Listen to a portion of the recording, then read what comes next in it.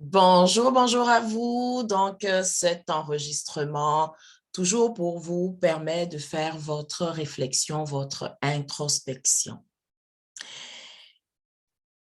On a parlé du dépensier, mais sachez que, et c'est la même chose pour tous les types financiers, ok, ça vient d'abord, numéro un, de notre héritage financier. Donc, comment est-ce que nous avons rencontré l'argent par rapport à nos parents et enfants, donc on va dire de 0 à 7 ans, 8 ans, tout ce que nous avons entendu à propos de l'argent a un impact sur sur les décisions que nous allons prendre en lien avec notre relation à l'argent.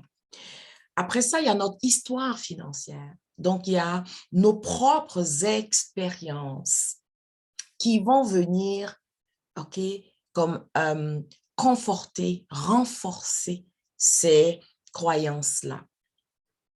Donc, je suis du type financier, c'est vrai, j'ai tendance à dépenser à tort et à travers, l'argent rentre, ça sort, je ne vois pas où il va.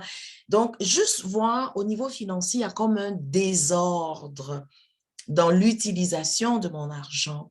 Et pourquoi est-ce que je fais ça? Je comble un vide en moi, OK, avec les choses que je m'offre. Et également, je suis dépensier, ça peut être pour faire partie d'un certain groupe, hein, dans le paraître.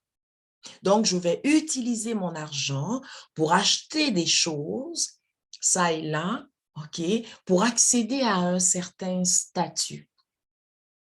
Fait que regardez, moi, mon conjoint, c'est comment?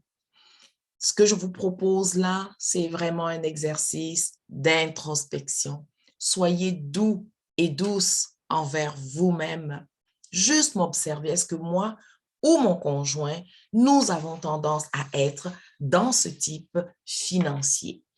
Alors, puisque nous sommes dans la transformation, mais à votre niveau, hein, parce que vous savez, euh, tout ce que je vous propose là, comme je vous l'ai dit, c'est vraiment pour les personnes qui se sont offert le livre et qui vont lire ce livre, retourner dedans et faire l'exercice avec les petits points que je vous donne, ce sur quoi je décide de faire un gros plan parce que ce sont des choses qui impactent réellement notre bien-être.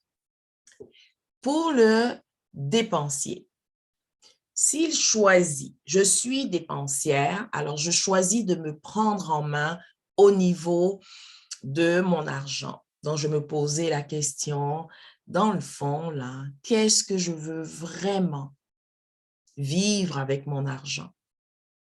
Et surtout, la question la plus importante, qui est-ce que je veux être au niveau de l'utilisation de mon argent? Qui est-ce que je veux être? Et là, tranquillement, me donner une vision claire. Et qui est-ce que je veux être va me permettre d'avoir cette vision claire. D'accord? Donc, prenez le temps, que ce soit vous, que ce soit votre conjoint, regardez, OK, je m'achète tout ça, pourquoi? Je veux incarner quelle personne?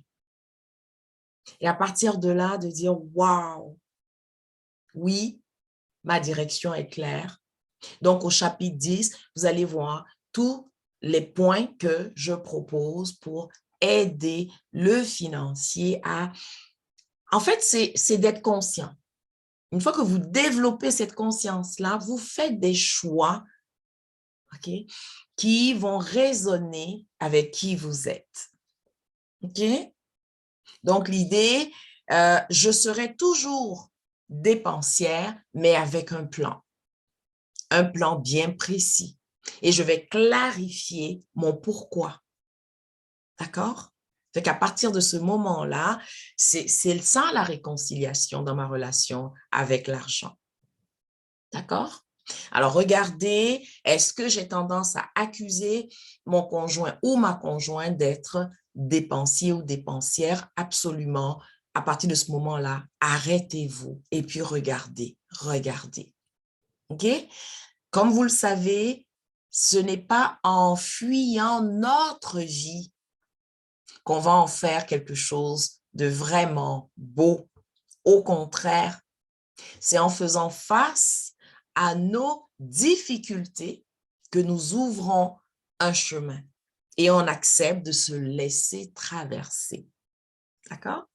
Alors, d'ici notre prochaine conversation, que la joie de vivre soit votre seul et unique but et gardez à l'esprit que votre vie, c'est votre œuvre. Assurez-vous d'en faire un véritable chef-d'œuvre en ayant une vision claire de l'utilisation de votre argent pour venir soutenir votre être si jamais vous êtes reconnu dans le type financier du dépensier. Câlin, câlin, comme d'habitude, on reste doux avec nous-mêmes. À bientôt!